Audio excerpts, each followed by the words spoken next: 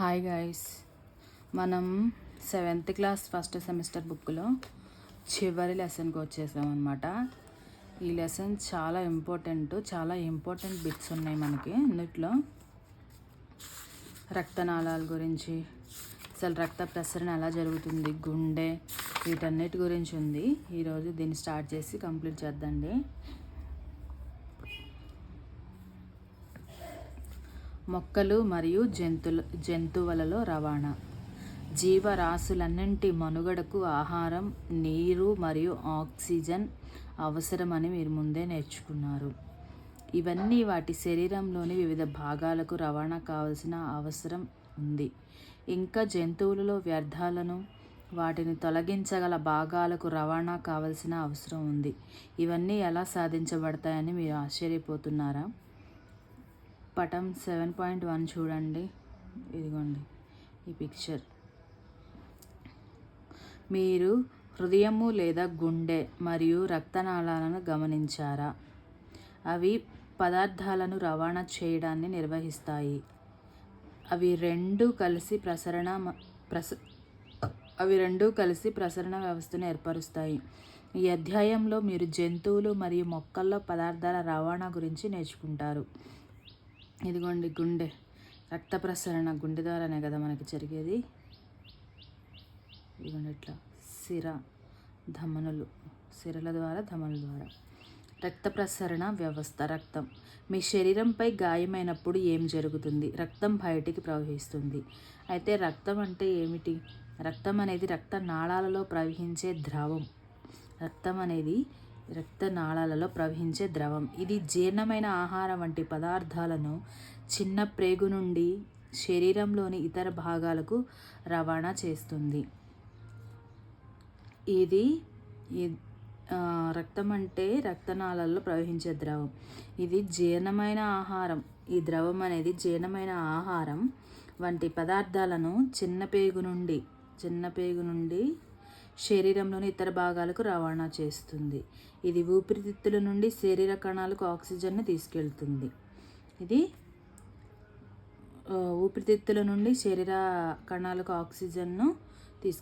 ఇది వ్యర్థాలను శరీరం నుండి తొలగించడానికి రవాణా చేస్తుంది. రక్తం వివిధ పదార్థాలను ఎలా తీసుకెళ్తుంది? రక్తం వివిధ రకాల కణాలతో నింపబడిన ప్లాస్మా అనే ద్రవంతో కూడి ఉంటుంది. రక్తం అనేది వివిధ కణాలతో నింపబడిన ప్లాస్మా అనే ద్రవంతో కూడి ఉంటుంది. ఇవన్నీ ఇంపార్టెంట్ బిట్సే. ఈరోజు మనం చాలా బిట్స్ రాసుకోవాల్సి వచ్చింది ఈ లెసన్లో.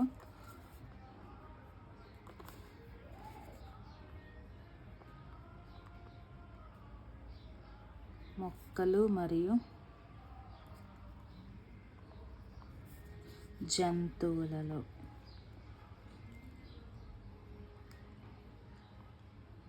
రవాణా.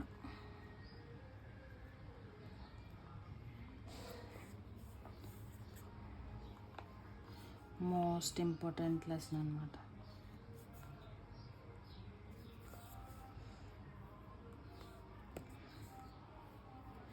రక్తం అనేది ఏంటి? రక్తనాళాల్లో ప్రవహించే ద్రవం.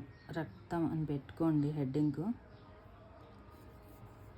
పాయింట్ లాగా రాసేసుకుందాం. ఇది రక్తనాళాల్లో ప్రవహించే ద్రవం.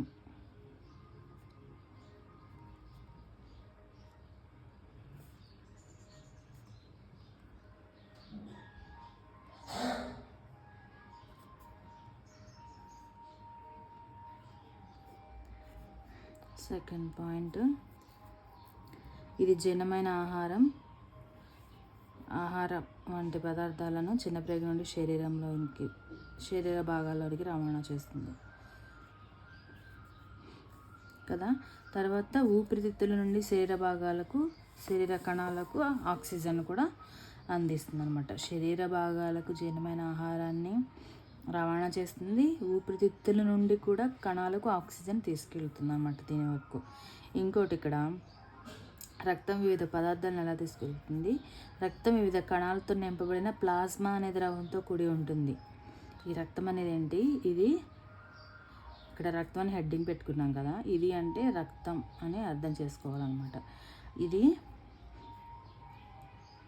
వివిధ రకాల కణాలతో నింపబడిన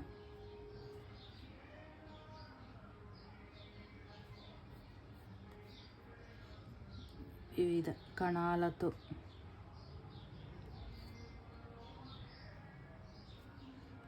నింపబడిన ప్లాజ్మా అనే ద్రవం. ఏ ద్రవం? ప్లాజ్మా అనే ద్రవంతో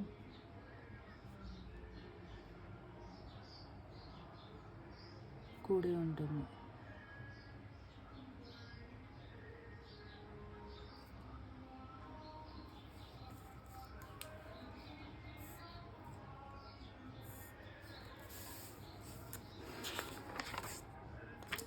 హిమోగ్లోబిన్ అని పిలువబడే ఎరుపు వర్ణ ద్రవ్యం ఉన్న ఎర్ర రక్త కణాలు ఆర్బీసీ ఒక రకమైన కణాలు. హిమోగ్లోబిన్ ఆక్సిజన్తో బంధించబడి దాని శరీరంలోని అన్ని భాగాలకు రవాణా చేస్తుంది.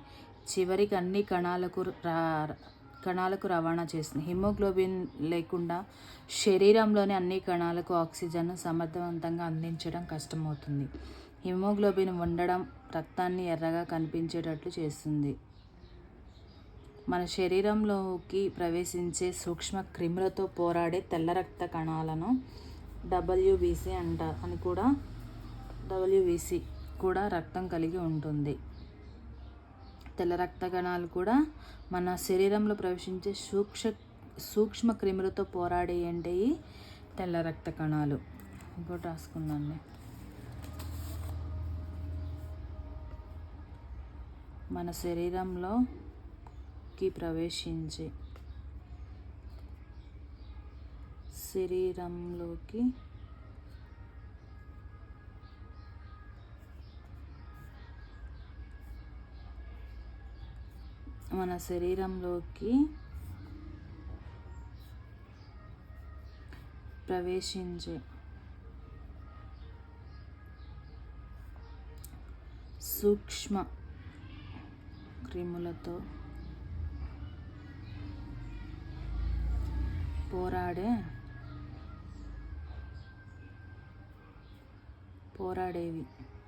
తెల్ల రక్త కణాలు.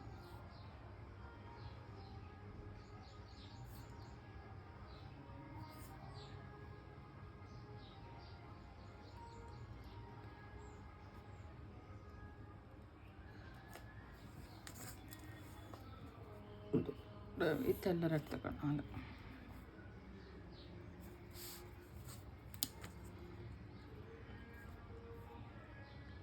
ఇవి కూడా రక్తాన్ని కలిగి ఉంటుంది. బూజో ఒక ఆట ఆడుతున్నప్పుడు కింద పడిపోయాడు. అతని మోకాలికి గాయమైంది. గాయం నుంచి రక్తం కారుతుంది. కొంత సమయం తరువాత రక్తస్రావం ఆగిపోయి ముదురు ఎరుపు రంగులో గడ్డ కట్టినట్లు అతను గమనించాడు. దీని గురించి బూజో అయోమయంలో పడ్డాడు. రక్తంలో రక్త ఫలికలు అని పిలువబడే మరొక రకమైన కణాలు ఉండడం వల్ల రక్తం గడ్డ కట్టడం జరుగుతుంది. రక్తం ఎందుకు గడ్డ కడుతుంది? రక్తం గడ్డకట్టడానికి కారణం రక్తం గడ్డ కట్టడానికి గల కారణం రక్తంలో రక్త ఫలికలు అని పిలువబడే కణాలు ఉంటాయి. ఫలికలు అనే కణాలు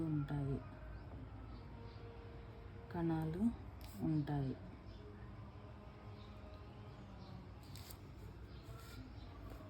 అందువల్ల రక్తం గడ్డకడుతుంది.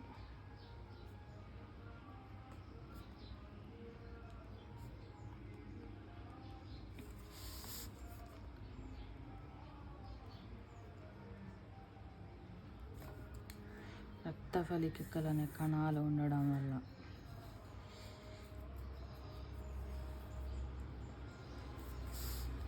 రక్తనాళాలు. శరీరంలో వివిధ రకాల రక్తనాళాలు ఉన్నాయి. ఉచ్ఛ్వాస సమయంలో తాజా ఆక్సిజన్ సరఫరా ఊపిరితిత్తులను నింపుతుందని మీకు తెలుసు. శరీరంలోని మిగిలిన భాగాలకు ఆక్సిజన్ రవాణా చేయబడాలి. అలాగే రక్తం కణాల నుండి వ్యర్థ పదార్థాలతో పాటు కార్బన్ డైఆక్సైడ్ను గ్రహిస్తుంది.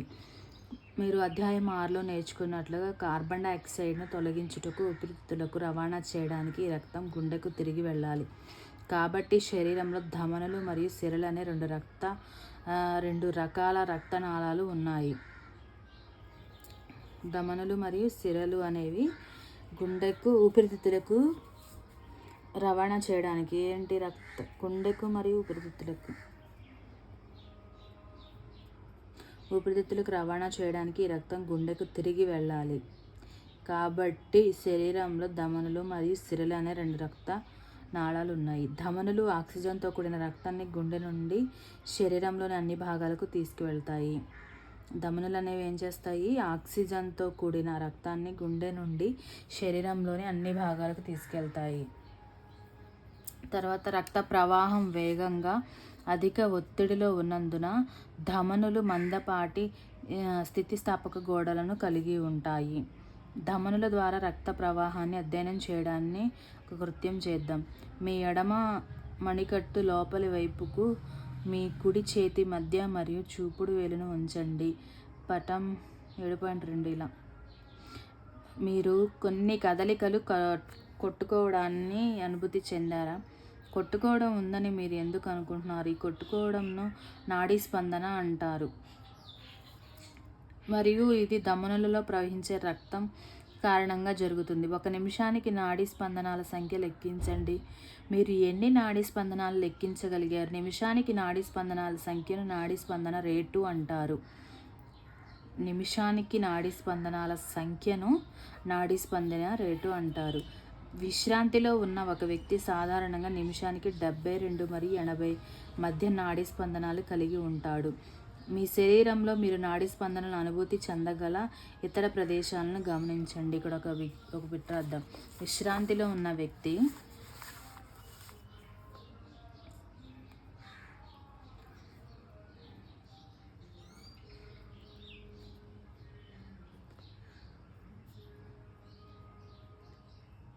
నిమిషానికి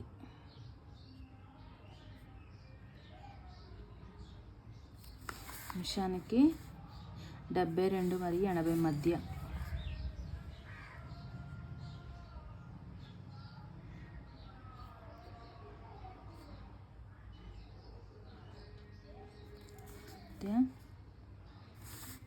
నాడీ స్పందనాలు కలిగి ఉంటారు.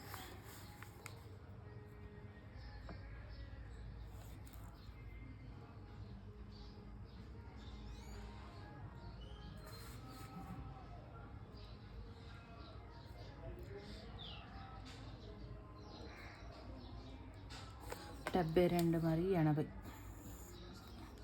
శాంతులన్న గుర్తుపెట్టుకోండి. నిమిషానికి మీ నాడీ స్పందనాల సంఖ్యను మీ మిత్రుల నాడీ స్పందనాల సంఖ్యను నమోదు చేయండి. పట్టిక 7.1లో మీరు పొందిన విలువను నమోదు చేయండి మరియు వాటిని సరిపోల్చండి.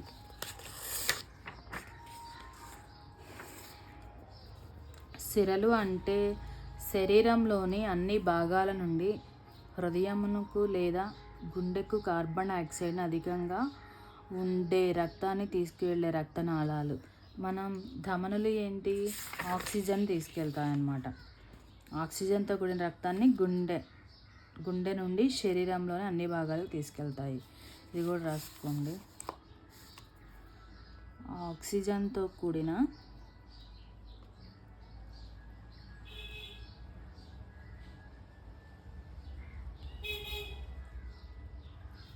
రక్తాన్ని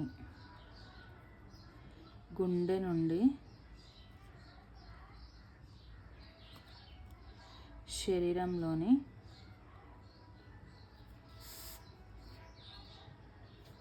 అన్ని భాగాలకు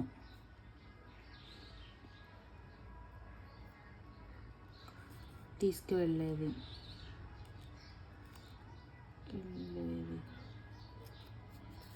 ధమనులు.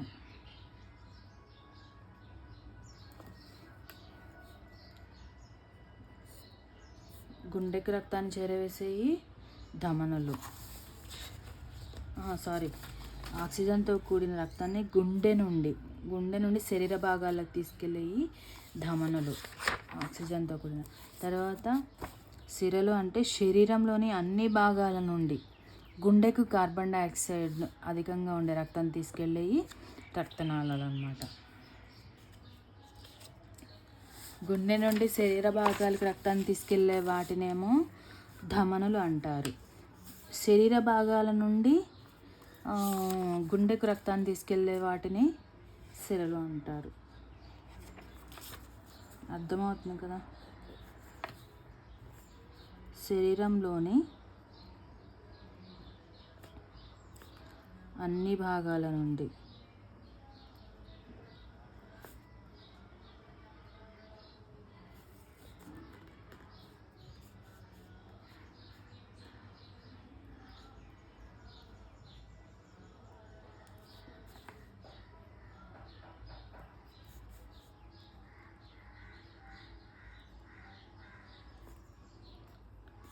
గుండెకు కార్బన్ డైఆక్సైడ్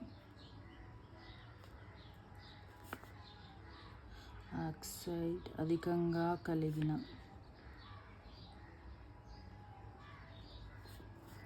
అధికంగా ఉండే రక్తాన్ని తీసుకెళ్ళేది.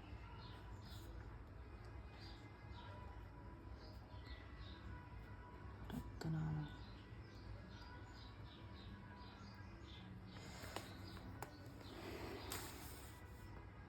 రక్తనాళాలు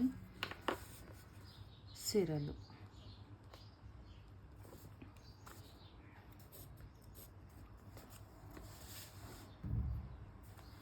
సిరలు సన్నటి గోడలను కలిగి ఉంటాయి.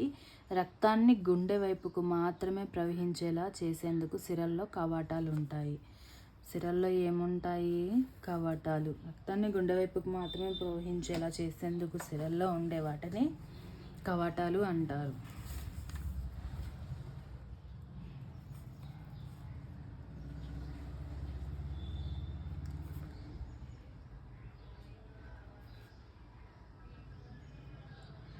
రక్తాన్ని గుండె వైపుకు మాత్రమే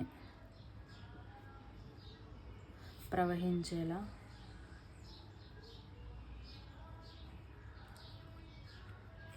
చేసేందుకు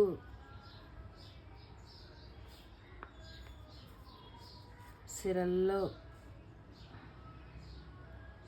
కవాటాలు ఉంటాయి.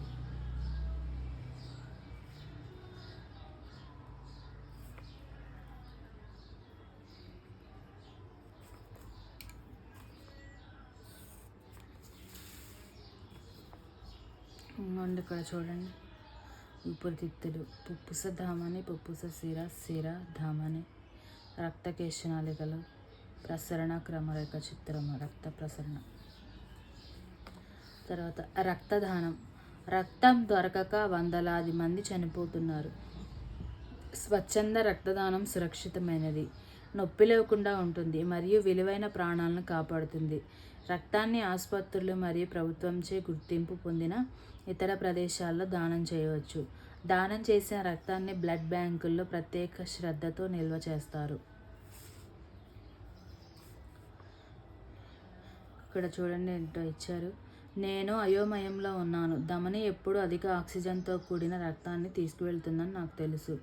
పుప్పుస ధమని గుండె నుండి రక్తాన్ని తీసుకువెళ్తుందని, కావున దీనిని సిర అని కాకుండా ధమనిగా పిలుస్తారు అని పహేలి వివరించి, ఇది కార్బన్ డైఆక్సైడ్ అధికంగా ఉండే రక్తాన్ని ఊపిరితిత్తులకు తీసుకెళ్తుంది. పుప్పుస సిర ఆక్సిజన్ అధికంగా ఉన్న రక్తాన్ని ఊపిరితిత్తుల నుండి గుండెకి తీసుకువెళ్తుంది. చూడండి, ధమనులు పటం 7.3 ఎక్కడుంది ఇది? ఇదిగోండి 7.3 పటం 7.3 చూడండి. ధమనులు చిన్న నాళాలుగా విభజించబడి ఉండడం మీరు చూసారా? కణజాలానికి చేరాక అవి రక్త కేశనాళికలు అని పిలువబడే చాలా సన్నని నాళికలుగా విభజించబడతాయి. కేశనాళికలు అన్నీ కలిసిపోయి సిరలుగా ఏర్పడి హృదయం లేదా గుండెలోకి తెరుచుకుంటాయి. గుండె తనతో ఇతర పదార్థాలను తీసుకువెళ్ళే రక్తాన్ని రవాణా చేయడానికి పంపులా పనిచేస్తూ నిరంతరం కొట్టుకునే అవయవం గుండె. తనతో ఇతర పదార్థాలను తీసుకువెళ్ళే రక్తాన్ని రవాణా చేయడానికి పంపులా పనిచేస్తూ నిరంతరం కొట్టుకునే అవయవం గుండె. ఒక పంపు ఆగకుండా సంవత్సరాల తరబడి పనిచేయడాన్ని ఊహించుకోండి. నిజంగా ఇది అసాధ్యం. అయినా మన గుండె ఆగకుండా పంపులా పనిచేస్తుంది. ఇప్పుడు మనం గుండె గురించి తెలుసుకుందాం. గుండె ఛాతీ కుహరంలో ఉంటుంది మరియు గుండె యొక్క దిగువ శీర్షం కొద్దిగా ఎడమ వైపుకు వంగి ఉంటుంది.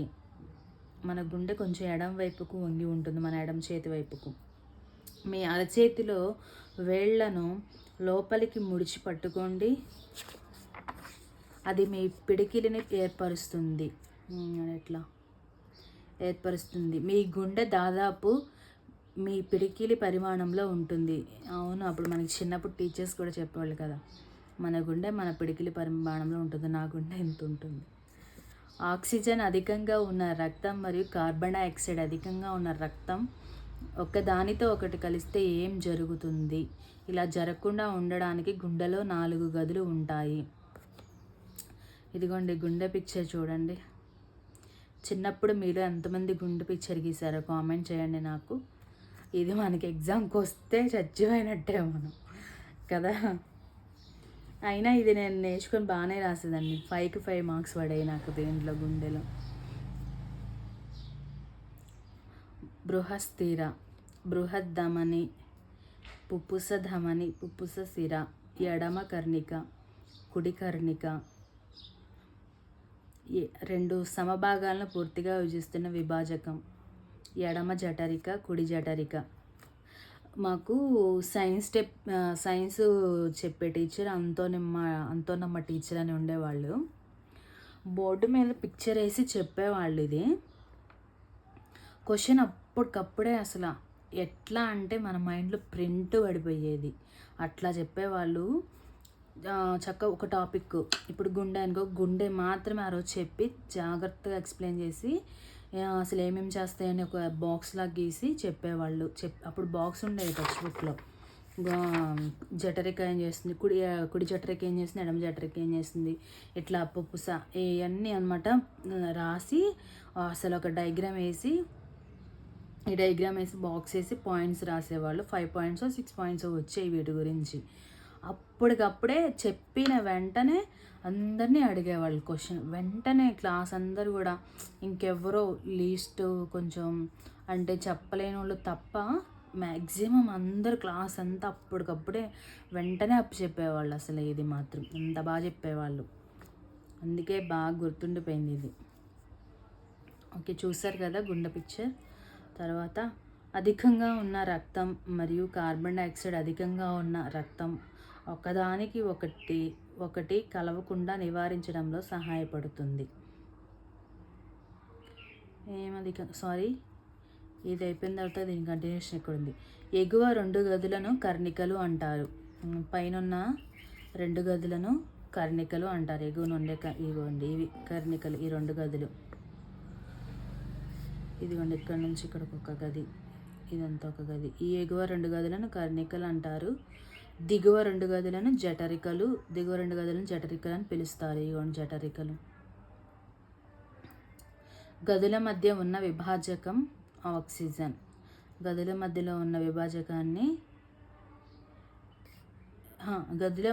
ఉన్న విభాజకం ఆక్సిజన్ అధికంగా ఉన్న రక్తం మరియు కార్బన్ డైఆక్సైడ్ అధికంగా ఉన్న రక్తం ఒకదానితో ఒకటి కలవకుండా నివారించడంలో సహాయపడుతుంది అన్నమాట. ఈ గదుల మధ్యలో ఉన్న విభాజకం అనేది ఆక్సిజన్ అధికంగా ఉన్న రక్తం మరియు కార్బన్ డైఆక్సైడ్ అధికంగా ఉన్న రక్తం ఒకదానితో ఒకటి కలవకుండా నివారించడంలో సహాయపడుతుంది. వావ్, చూడండి అసలు మన పిడికలంతా సైజులో ఉండే గుండె బాడీ అంతటికి రక్తాన్ని సరఫరా చేయడం ఏంటి, మళ్ళీ ఆక్సిజన్ ఉన్న రక్తాన్ని కార్బన్ డైఆక్సైడ్ ఉన్న రక్తాన్ని కలవకుండా చేయడం. ఇది మాత్రం మనిషికి ఇంపార్టెంట్ వామ్మో, సహాయపడుతుంది. తర్వాత ప్రసరణ వ్యవస్థ యొక్క పనితీరును అర్థం చేసుకోవడానికి గుండె యొక్క కుడివైపు నుండి ప్రారంభించి బాణం గుర్తులను అనుసరించండి. ఈ బాణం గుర్తులు రక్త ప్రవాహం గుండె నుండి ఊపిరితిత్తులకు మరియు తిరిగి గుండెకు, అక్కడ నుండి శరీరంలోని మిగిలిన భాగాలకు పంపబడే దిశను చూపుతాయి. హృదయ స్పందన. హృదయం లేదా గుండె యొక్క గదుల గోడలు కండరాలతో రూపొందించబడ్డాయి. ఈ కండరాలు లయబద్ధంగా సంకోచ సడలికలు జరుపుతాయి. ఈ లయబద్ధ సంకోచం తర్వాత దాని సడలిక కలిపిన హృదయ స్పందనను ఏర్పరుస్తుంది. మన జీవితాంతంలో ప్రతి క్షణం హృదయ స్పందనలు కొనసాగుతాయని గుర్తుంచుకోండి. జీవితాంతం మన హృదయ స్పందనలనే కొనసాగుతాయని గుర్తుంచుకోండి. మీరు మీ ఛాతీకి ఎడం వైపున మీ చేతిని ఉంచినట్లయితే మీరు మీ హృదయ స్పందనలను అనుభూతి చెందవచ్చు. డాక్టర్ మీ హృదయ స్పందనలను స్టెథోస్కోప్ అనే పరికరంతో, ఇది బాగా మనం స్టెథోస్కోప్ అని నేర్చుకున్నాం కదా, పరికరం సహాయంతో తెలుసుకుంటారు. ఒక వైద్యుడు స్టెథోస్కోప్ను గుండె యొక్క శబ్దాన్ని పెద్దగా వినుటకు ఒక పరికరంగా ఉపయోగిస్తాడు. ఇది ఛాతీ భాగాన్ని పరిశీలించే సున్నితమైన డయాఫ్రమ్, 2 చెవి భాగాలను కలిపే ట్యూబ్ను కలిగి ఉంటుంది. వైద్యులు స్టెథోస్కోప్తో వినడం ద్వారా మీ గుండె యొక్క పరిస్థితి గురించి ఆధారాలను పొందుతారు. మన చుట్టూ అందుబాటులో ఉన్న పదార్థాలతో స్టెథోస్కోప్ నమూనాను తయారు చేద్దాం. స్టెథోస్కోప్ నమూనాను తయారు చేయడం అంట. చదివేద్దాం కృత్యం. 6-7 సెంటీమీటర్ల వ్యాసం గల చిన్న గరాటా తీసుకోండి. గరాటా యొక్క కాండం మీద గట్టిగా ఒక రబ్బరు ట్యూబ్ 50 సెంటీమీటర్స్ పొడవు ఉండాలి. దాన్ని అతికించండి. ఒక రబ్బర్ షీట్ను లేదా బెలూన్ గరాటా యొక్క మూతిపై సాగదీసి రబ్బర్ బ్యాండ్తో గట్టిగా కట్టండి. మీ చెవుల్లో ఒకదానిపై ట్యూబ్ యొక్క తెరిచి ఉన్న భాగాన్ని ఉంచండి. ఛాతీపై మీ గుండె దగ్గర గరాటా యొక్క మూతిని ఉంచండి. ఇప్పుడు జాగ్రత్తగా వినేందుకు ప్రయత్నించండి. గుండె క్రమంగా కొట్టుకునే శబ్దం మీరు విన్నారా? ఆ శబ్దం హృదయ స్పందనలవి. 1 నిమిషానికి మీ గుండె ఎన్నిసార్లు కొట్టుకుంటుంది? 4 లేదా 5 నిమిషాలు పరిగెత్తిన తరువాత లెక్కించండి. మీ పరిశీలనను సరిపోల్చండి.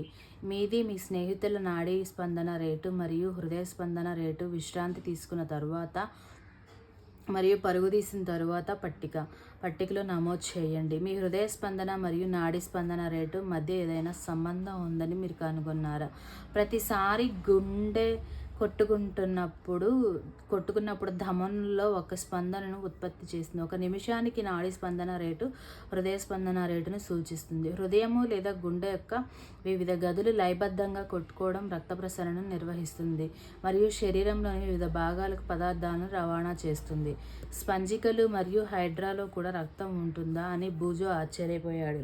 స్పంజికలు మరియు హైడ్రా వంటి జంతువులు ఎలాంటి ప్రసరణ వ్యవస్థను కలిగి ఉండవు. అవి నివసించే నీటి ద్వారానే ఆహారం మరియు ఆక్సిజన్ వాటి శరీరంలోకి చేరుతుంది. నీరు బయటికి వెళ్ళేటప్పుడు వ్యర్థ పదార్థాలను మరియు కార్బన్ డైఆక్సైడ్ను తీసుకువెళ్తుంది.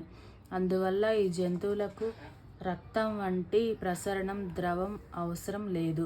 కార్బన్ డైఆక్సైడ్ కాకుండా ఇతర వ్యర్థాలను తొలగించడం గురించి ఇప్పుడు తెలుసుకుందాం. జంతువులలో విసర్జన. ఉచ్ఛ్వాస సమయంలో ఊపిరితిత్తుల ద్వారా కార్బన్ డైఆక్సైడ్ శరీరం నుండి వ్యర్థాలుగా ఎలా తొలగించబడుతుందో గుర్తుంచుకోండి. అలాగే జీర్ణం కాని ఆహారం విసర్జన సమయంలో తొలగించబడుతుందని కూడా గుర్తుంచుకోండి. ఇతర వ్యర్థ పదార్థాలు శరీరం నుండి ఎలా తొలగించబడతాయో ఇప్పుడు తెలుసుకుందాం. ఈ అవసరం లేని పదార్థాలు ఎక్కడి నుండి వచ్చాయో మీరు ఆశ్చర్యపోవచ్చు. మన కణాలు తమ విధులను నిర్వర్తించినప్పుడు కొన్ని వ్యర్థ పదార్థాలు విడుదలవుతాయి. ఇవి విషపూరితమైనవి కాబట్టి శరీరం నుండి తొలగించాల్సిన అవసరం ఉంది. జీవుల కణాలలో ఉత్పత్తి అయ్యే వ్యర్థాలను తొలగించే ప్రక్రియను విసర్జన అంటారు. విసర్జనలో పాల్గొన్న భాగాలు విసర్జన వ్యవస్థను ఏర్పరుస్తాయి. ఒకసారి ఇది చదివే ముందు ఒకసారి పట్టిక చదువుదండి. ఆంగ్ల వైద్యుడు విలియం హార్వే క్రీస్తు శకం 1578 నుండి 1657 వరకు ఆయన ఉన్నాడనమాట. అక్కడ నుంచి 1578 నుండి 1657 వరకు ఆయన జీవితకాలం. రక్త ప్రసరణను కనుగొన్నాడు. ఎవరు? ఆంగ్ల వైద్యుడు విలియం హార్వే.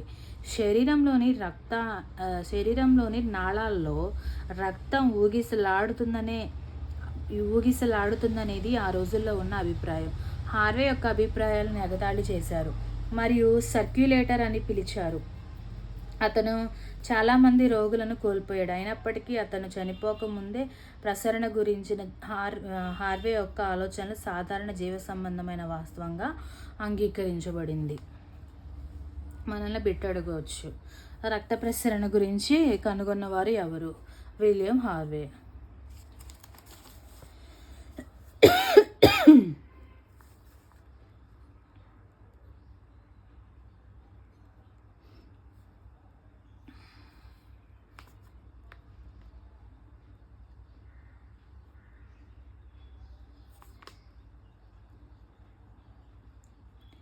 William Harvey.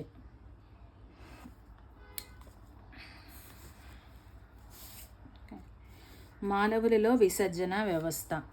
రక్తంలో ఉన్న పదార్థాలను శరీరం నుండి తొలగించాలి.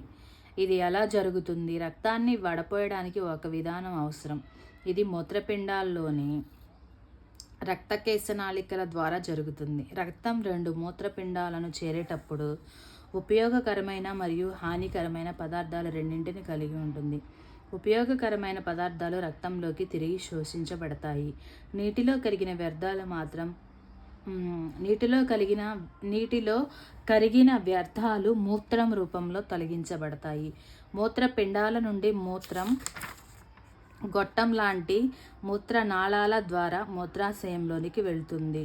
చూడండి, ఇగోండి మూత్రపిండాలు. మూత్రపిండం, మూత్రనాళం, మూత్రాశయం, తర్వాత ప్రసేకం, మూత్రద్వారం. మూత్రనాళాల ద్వారా మూత్రాశయంలోకి వెళుతుంది. ఇది మూత్రాశయంలో నిల్వ చేయబడుతుంది మరియు ప్రసేకం అని పిలువబడే కండరాల గొట్టం చివరలో మూత్ర విసర్జన ద్వారా బయటికి పంపబడుతుంది. మూత్రపిండాలు, మూత్రనాళాలు, మూత్రాశయం మరియు ప్రసేకం మూత్ర విసర్జన వ్యవస్థను ఏర్పరుస్తాయి. ఒక వయోజన మానవుడు సాధారణంగా 24 గంటల్లో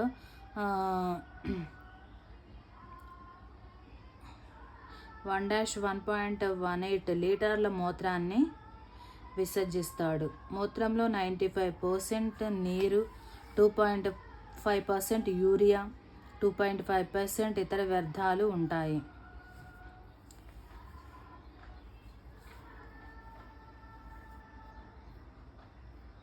ఒక వయోజన మానవుడు సాధారణంగా 24 గంటల్లో 1-1 లీటర్ల మూత్రాన్ని విసర్జిస్తాడు. గుర్తుపెట్టుకోండి, ఇది ఇంపార్టెంట్, రాసుకోండి కూడా. మూత్రంలో 95% నీరు, 2.5% యూరియా మరియు 2.5% ఇతర వ్యర్థాలు ఉంటాయి. గుర్తుపెట్టుకోండి. వేసవి రోజున మనకు చెమటలు పడతాయని మనందరికీ అనుభవమే. ఈ చెమట నీరు మరియు లవణాలు కలిగి ఉంటుంది. కొన్నిసార్లు వేసవిలో మన బట్టలపై, ముఖ్యంగా చంకల క్రింద ప్రాంతాల్లో తెల్లటి మరక ఏర్పడడం బూజు చూశాడు. చెమటలో ఉండే లవణాలు ఈ గుర్తులను ఏర్పరుస్తాయి. చెమట మరి ఏదైనా పనిచేస్తుందా? మట్టి కుండలో మట్క ఉంచిన నీరు చల్లగా ఉంటుందని మనకు తెలుసు, ఎందుకంటే కుండ రంధ్రాల నుండి నీరు ఆవిరైపోయి ఇది చల్లదనాన్ని. జంతువుల శరీరం నుండి వ్యర్థాల జంతువుల శరీరం నుండి వ్యర్థ రసాయనాలను తొలగించే విధానం నీటి లభ్యతపై ఆధారపడి ఉంటుంది. చేపలు వంటి జలచరాలు కణ వ్యర్థాలను నీటిలో కరిగిపోయే అమ్మోనియాగా విసర్జిస్తాయి. పక్షులు, బల్లులు, పాము వంటి కొన్ని భూచర జంతువులు సగం ఘన తెలుపు రంగు సమ్మేళనాన్ని ఆమ్లం విసర్జిస్తాయి. మానవుల్లో ప్రధాన విసర్జన పదార్థం యూరియా. కొన్నిసార్లు ఒక వ్యక్తి యొక్క మూత్రపిండాలు ఇన్ఫెక్షన్ లేదా గాయం కారణంగా పనిచేయడం ఆగిపోవచ్చు.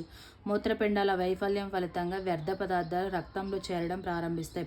కృత్రిమ కిడ్నీ ద్వారా వారి రక్తాన్ని క్రమానుగతంగా వడపోత చేస్తే తప్ప అలాంటి వ్యక్తి జీవించలేడు. ఈ ప్రక్రియ డయాలసిస్ అంటారు.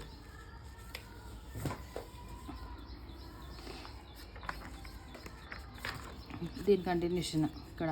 చెమట మరి ఏదైనా పనిచేస్తుందా? మట్టి కుండలో ఉంచిన నీరు చల్లగా ఉంటుందని మనకు తెలుసు, ఎందుకంటే కుండ రంధ్రాల నుండి నీరు ఆవిరైపోయి ఇది చల్లదనాన్ని కలిగిస్తుంది. అదేవిధంగా మనకి చెమట పట్టినప్పుడు మన శరీరం చల్లబట్టడంలో సహాయం చేస్తుంది. మొక్కల్లో పదార్థాల రవాణా. ఒకటవ అధ్యాయంలో మొక్కలు మరియు ఖనిజాల పోషకాలను వేర్ల ద్వారా గ్రహించి ఆకులకు సరఫరా చేస్తాయని తెలుసుకున్నారు. కిరణజన్య సంయోగ క్రియ సమయంలో నీరు మరియు కార్బన్ డైఆక్సైడ్ ఉపయోగించి ఆకులు మొక్కకు ఆహారాన్ని తయారు చేస్తాయి. ఆహారం శక్తికి ఆధారం. జీవి యొక్క ప్రతి కణం గ్లూకోజ్ విచ్ఛిన్నం ద్వారా శక్తిని పొందుతాయని మీరు 6వ అధ్యాయంలో నేర్చుకున్నారు. కణాలు ఈ శక్తిని జీవనానికి సంబంధించిన ముఖ్యమైన జీవక్రియలు నిర్వహించడానికి ఉపయోగిస్తాయి. కాబట్టి జీవిలో ప్రతి కణానికి ఆహారం తప్పనిసరిగా అందుబాటులో ఉండాలి. వేరు ద్వారా గ్రహించిన నీరు మరియు పోషకాలు ఆకులకు ఎలా రవాణా చేయబడతాయి మీరు ఎప్పుడైనా ఊహించారా? ఆకులలో తయారైన ఆహారాన్ని తయారు చేయలేని భాగాలకు ఎలా చేరుతుంది? నీరు మరియు ఖనిజ లవణాల రవాణా. మొక్కలు నీరు మరియు ఖనిజ లవణాల వేర్ల ద్వారా గ్రహిస్తాయి. వేర్లు మూలకేశాలను కలిగి ఉంటాయి. మూలకేశం నీటిలో కరిగిన నీరు మరియు ఖనిజ పోషకాలను గ్రహించడం కోసం వేరు ఉపరితల వైశాల్యాన్ని పెంచుతుంది. మూలకేశాలు నేల కణాల మధ్యలో ఉన్న నీటితో సంబంధం కలిగి ఉంటాయి. అవును, భూజో భావన సరైంది. మొక్కలకు నేల నుండి నీరు మరియు పోషకాలను రవాణా చేయడానికి నాళాల వంటి పంపులు ఉంటాయి. ఆ నాళాలు ప్రత్యేక కణాలతో తయారు చేయబడి ప్రసరణ కణజాలాన్ని ఏర్పరుస్తాయి. ఒక జీవిలో ప్రత్యేక పనిని నిర్వర్తించే కణాల సమూహమే కణజాలం. మొక్కల్లోని నీరు మరియు పోషకాల రవాణా కొరకు ఉన్న ప్రసరణ కణజాలాన్ని దారువు అంటారు. మొక్కల్లోని నీరు మరియు పోషకాల రవాణా కొరకు ఉన్న ప్రసరణ కణజాలాన్ని దారువు అంటారు. రాసుకుందాం.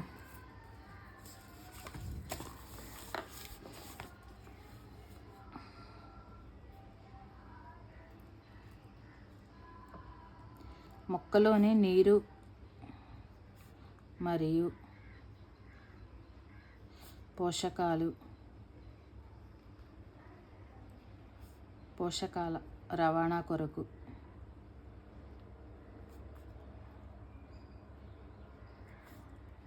ఉన్న ప్రసరణ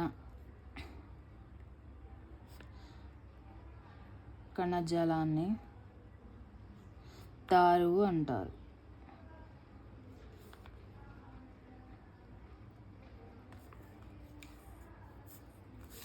దారువు అనేది కాండం మరియు కొమ్ముల ద్వారా వేర్లను ఆకులకు అనుసంధానించే నిరంతర నాళాల వలన ఏర్పరిచి తద్వారా మొత్తం మొక్కలకు నీటిని సరఫరా చేస్తుంది. ఆకులు ఆహారాన్ని సంశ్లేషణ చేస్తాయి అని మీకు తెలుసు. మొక్క అన్ని భాగాలకు ఆహారం సరఫరా చేయబడాలి. ఇది పోషక కణజాలం అని పిలువబడే ప్రసరణ కణజాలం ద్వారా జరుగుతుంది. ఈ విధంగా దారువు పోషక కణజాలం మొక్కల్లో పదార్థాలను సరఫరా చేస్తాయి.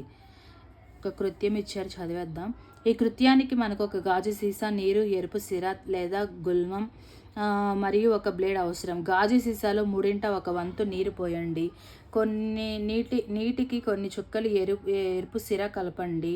7.8లో చూపిన విధంగా గుల్మం యొక్క కాండం యొక్క ఆధారాన్ని కత్తిరించి 7.8 ఇదిగోండి ఇక్కడ లో చూపిన విధంగా గాజు సీసాలో ఉంచండి. మరుసటి రోజు దాన్ని గమనించండి. మొక్కల్లో ఏదైనా భాగం ఎర్రగా కనిపిస్తుందా? అవును. అయితే రంగు అక్కడికి ఎలా చేరుకుందని మీరు అనుకుంటున్నారు? మీరు కాండం అంతా కత్తిరించి కాండం లోపల ఎరుపు రంగు కోసం చూడవచ్చు. పటం 7.8b ఇదిగోండి. మరియు పటం 7.8c ఎక్కడుంది? 7.8c ఇదిగోండి, ఈ చిన్నది. ఈ కృత్యం నుండి నీరు కాండం పైకి కదులుతున్నట్లు మనం చూస్తాము. మరో మాటలో చెప్పాలంటే కాండం నీటిని సరఫరా చేస్తుంది. ఎరుపు సిర వలె నీటిలో కరిగి ఖనిజాలు కూడా నీటితో పాటు కాండం పైకి కదులుతాయి. మరియు నీరు ఖనిజాలు కాండం లోపల ఉన్న ఇరుకైన గొట్టాల దారువు ద్వారా ఆకులు మరియు ఇతర మొక్కల భాగాలకు వెళ్తాయి. నీరు వేరు నుండి ఆకులకు ఎలా వెళుతుందో మీరు ఊహించగలరా? మొక్కలలో ఎలాంటి రవాణా వ్యవస్థ ఉంటుంది? బాష్పోత్సేకం. 6వ తరగతిలో మొక్కలు ఈ బాష్పోత్సేకం ప్రక్రియ ద్వారా చాలా నీటిని విడుదల చేస్తాయని మీరు తెలుసుకున్నారు. మొక్కలు నేల నుండి ఖనిజ పోషకాలను మరియు నీటిని గ్రహిస్తాయి. పీల్చుకున్న నీరు అంతా మొక్క వినియోగించుకోలేదు. బాష్పోత్సేకం ప్రక్రియ చే నీరు ఆకులు ఉపరితలంపై ఉన్న పత్ర రంధ్రాల ద్వారా ఆవిరైపోతుంది. ఆకుల నుండి నీరు ఆవిరి అవడం వలన ఉత్పత్తి చేసే చూషణ ఒత్తిడి పొడవైన చెట్లలో నీటిని చాలా ఎత్తుకు లాగుతుంది. ఒక స్ట్రా ద్వారా నీరు పీల్చేటప్పుడు ఉత్పత్తి అయిన దానికి సమానమైనది. బాష్పోత్సేకం మొక్కని కూడా చల్లగా ఉంచుతుంది. కీలక పదాలు: అమ్మోనియా, ధమని, రక్తం, రక్తనాళాలు, కేశనాళిక, ప్రసరణ వ్యవస్థ, డయాలసిస్, విసర్జక వ్యవస్థ, హిమోగ్లోబిన్, హృదయ స్పందన, మూత్రపిండాలు, పోషక కణజాలం, ప్లాజ్మా, రక్తఫలికలు, నాడీ స్పందన, ఎర్ర రక్త కణం, మూలకేశం, చెమట, కణజాలం, యూరియా, మూత్రనాళం, ప్రకేశం, యూరిక్ ఆమ్లం, మూత్రాశయం, సిర, తెల్ల రక్త కణం, దారు.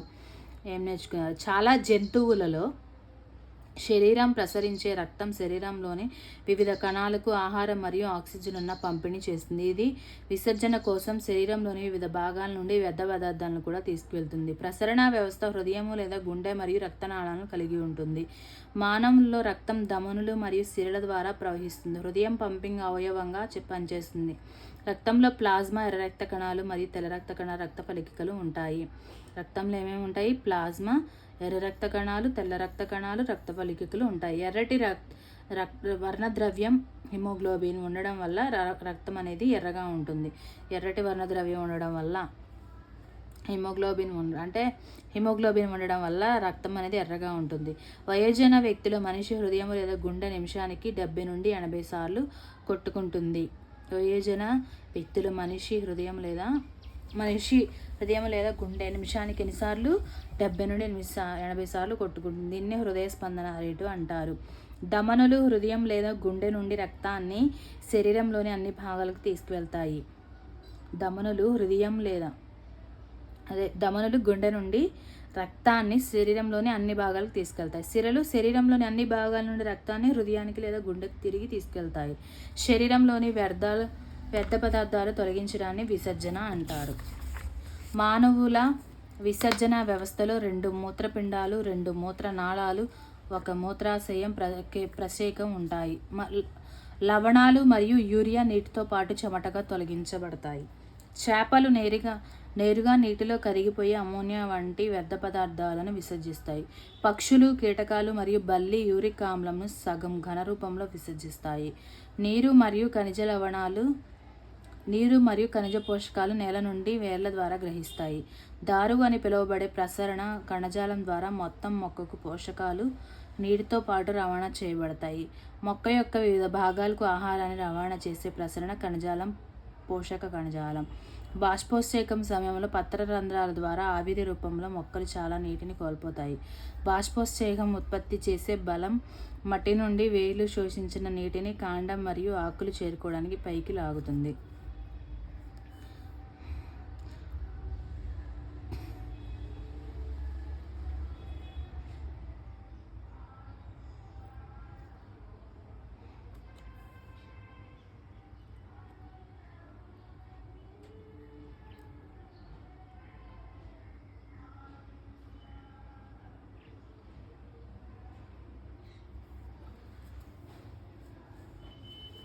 పత్రరంధ్రాలు అంటే పిండి పదార్థాల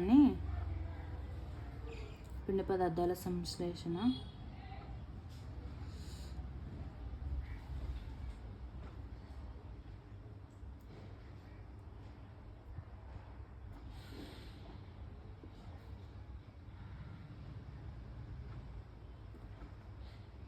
బాష్పోత్సేకం సమయంలో పత్రరంధ్రాల ద్వారా ఆవిరి రూపంలో మొక్కలు చాలా నీటిని కోల్పోతాయి.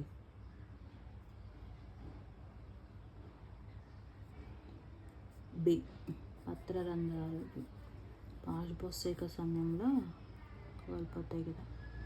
దారు అంటే ఏంటి? మనం చదువుకున్నాం కదా, మొక్కల్లో నీరు మరియు పోషకాల రవాణా కొరకు ప్రసరణ కణజాలాన్ని అంటే నీటి రవాణానే కదా.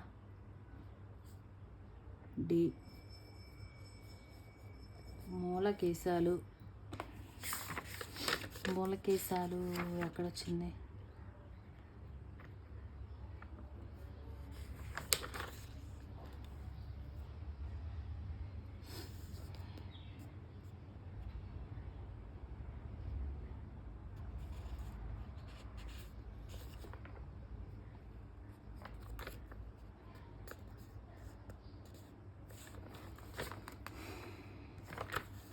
ఇదిగోండి.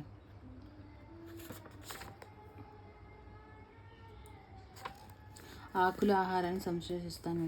మొక్క అన్ని భాగాలకు ఆహారం సరఫరా చేయబడాలి. ఇది పోషక కణజాలం అని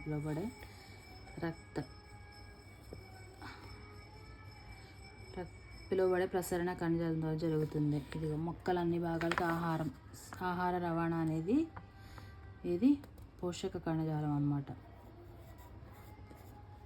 ఆహార రవాణా చేసేది పోషక కణజాలం.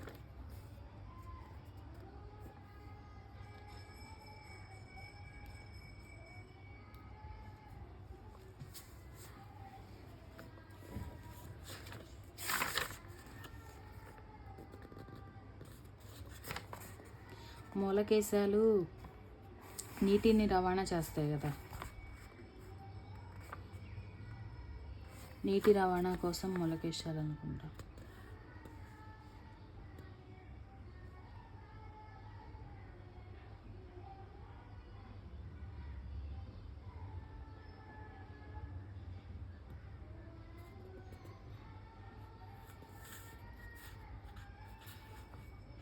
ఇవన్నీ ఇక్కడ ఉన్నాయి చూడండి. నేల కణాల మధ్య ఉన్న నీటితో సంబంధం కలిగి ఉంటాయి మూలకేశాలు.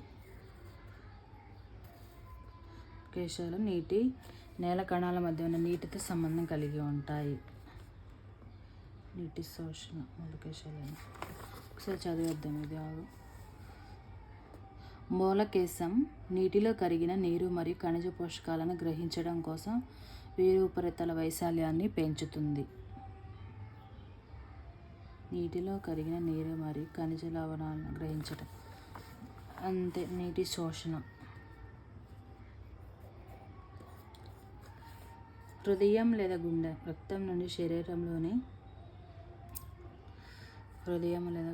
గుండె నుండి రక్తం శరీరంలోని అన్ని భాగాలకు ధమనుల ద్వారా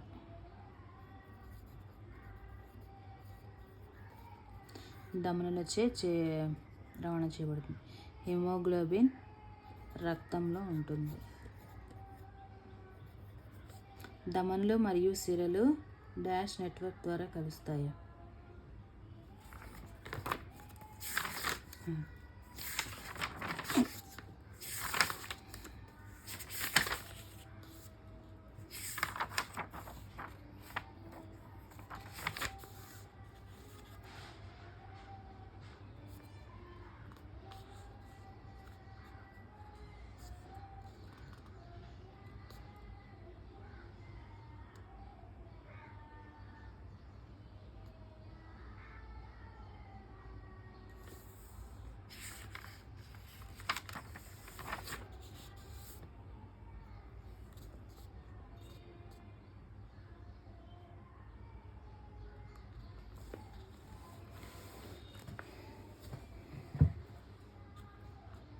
శరీరంలోని వివిధ రక్తనాళాలు వచ్చేసే సమయం ఆక్సిజన్ సరఫరా.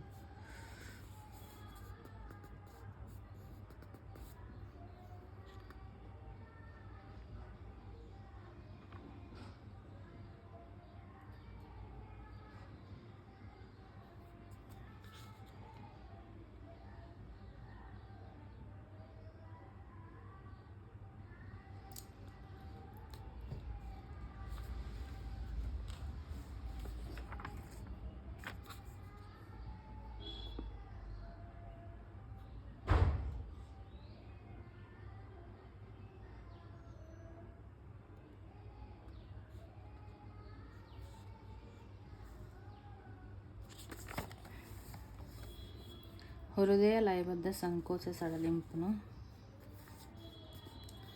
హృదయ స్పందన అంటారు.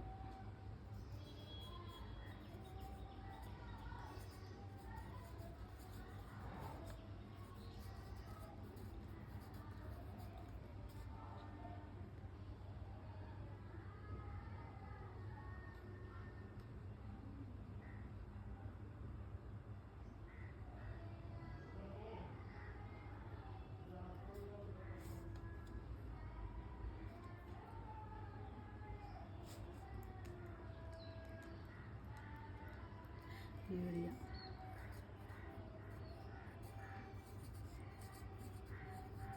మూత్రపిండాలు ద్రవ రూపంలో విసర్జించే పదార్థాన్ని యూరియా అంటారు.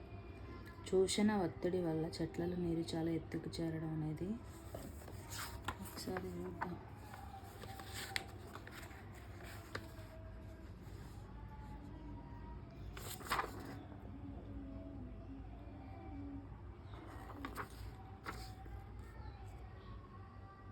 బాష్పోత్సేకం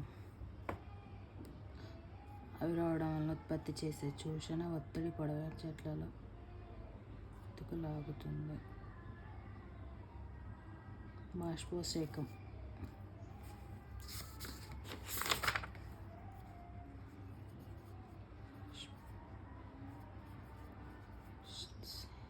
బాష్పోత్సేకం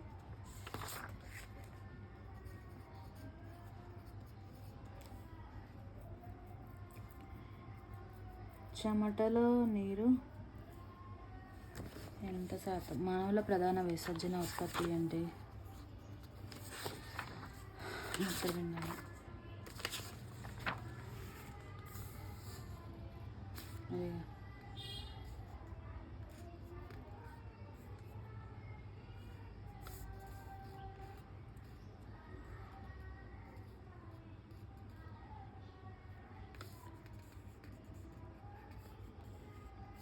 కలుపుతారు.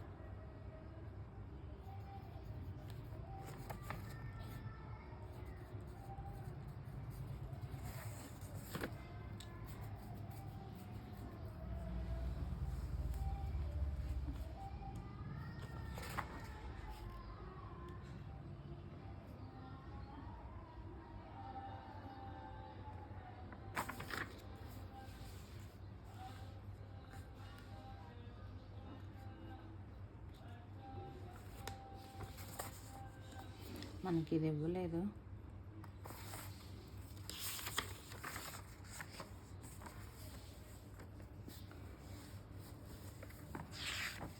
దారువు ద్వారానే కదా. ఇక్కడ ఇచ్చారు కదా కట్టుకోవాలి. మొక్కలను డాష్లో ఉంచడం ద్వారా వేర్ల నుండి పెంచవచ్చు.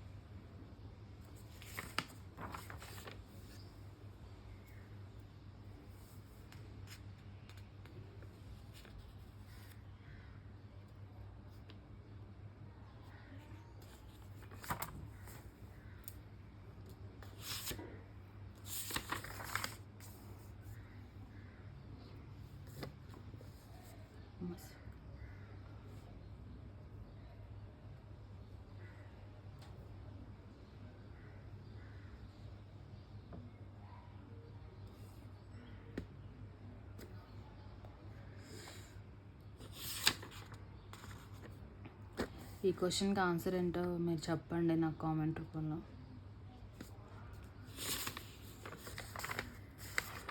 లెసన్ అయితే అయిపోయిందండి.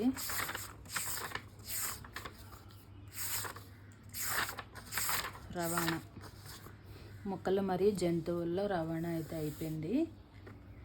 ఇంకా ఇప్పుడు 7th class general science semester 1 అనేది టెక్స్ట్ బుక్ అంతా కంప్లీట్ అయిపోయింది అన్నమాట. నోట్స్ బిట్స్లు కూడా రాసుకున్నాము. ఇంకా ఏంటంటే నేను రాసే బిట్సే కాదు, ఇంకా మీకు ఏమన్నా నేను లెసన్ చదివేటప్పుడు బిట్స్ ఇంకా మీకు ఏమైనా ఇంపార్టెంట్ అని అనుకుని ఉంటే రాసుకోండి. నేను వీడియో కోసం అయితే కొన్ని రాయట్లేదు, అంటే లెంత్ అవుతుందని. మీరు ఇంకా రాయండి. ఎలా ఉన్నాయో, నేను ఇట్లా చదవడం అనేది ఎలా ఉంది అంటే బాగుందా, ఎట్లా ఉందో, మీకు యూజ్ అవుతుందో లేదో కూడా నాకు కామెంట్ రూపంలో తెలియచేయండి. మీకు కానీ ఈ కంటెంట్ నచ్చితే ఖచ్చితంగా నీడున్న వాళ్ళకి షేర్ చేయండి, లైక్ చేయండి, కామెంట్ చేయండి, అండ్ నా ఛానల్ సబ్స్క్రైబ్ చేసుకోండి. ఈ వీడియోస్ వాచ్ చేస్తున్నందుకు చాలా థ్యాంక్స్ అనమాట. సబ్జెక్ట్ అందరికీ ఉపయోగపడుతుందని అనుకుంటున్నాను, ఎందుకంటే టెక్స్ట్ బుక్ లేని వాళ్ళు చాలామంది ఉంటారు కదా. సో అందుకనే నాకు ఈ ఆలోచన వచ్చి నేను ఇలా స్టార్ట్ చేశాను అనమాట. జనరల్గా నేను అసలు ఛానల్ పెట్టింది ఎందుకంటే మామూలుగా నేను వ్లాగ్స్ చేద్దామని చెప్పేసి, అంటే కిచెన్ వ్లాగ్స్ కానీ, అండ్ నేను గార్డెనింగ్ చేస్తా ఆ వ్లాగ్స్ కానీ, అండ్ రీసెల్లింగ్ కూడా చేస్తా, అవి కూడా పెడదామని అయితే నేను జనరల్గా అనుకున్నాను. కాకపోతే ఏంటంటే వెంటనే ఇంకా డిఎస్సి గురించి ప్రస్తావన రావడం వల్ల ఇలా ఈ వీడియోస్ చేయాల్సి వస్తుంది అనమాట. సో ఇదైతే అయిపోయిందండి. నెక్స్ట్ ఇది సెమిస్టర్ 2 అనేది చదవాలనుకుంటున్నాను. లేదా మీకు ఏదైనా వాంటెడ్ ఏదైనా ఉంటే అది చదవమన్నా కానీ చదువుతాను, మీరు కామెంట్ చేయండి. ఓకేనా? Thank you.